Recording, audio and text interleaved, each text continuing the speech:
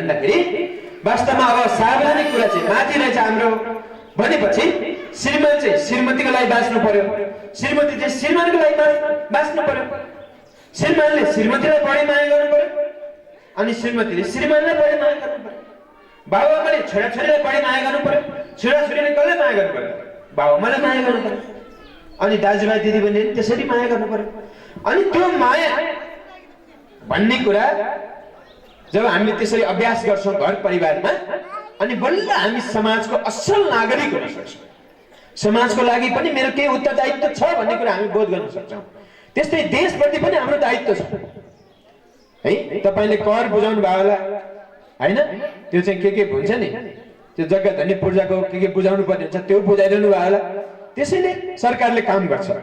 त्यसले गर्दाखेरि मन शरीरको सिद्धान्तले हामीलाई के सिकाइरहेछ भन्दाखेरि हाम्रो सार्वजनिक कुरा चाहिँ हामीले पहिलो प्राथमिकतामा राख्नुपर्छ, निजी कुरालाई दोस्रो प्राथमिकतामा राख्नुपर्छ। किनकि हाम्रो मन माथि छ, शरीर तल छ।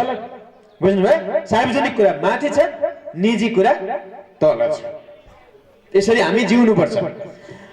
अर्को सिद्धान्त छ यो जोडी प्रणाली सिद्धान्त। यो जोडी प्रणाली सिद्धान्त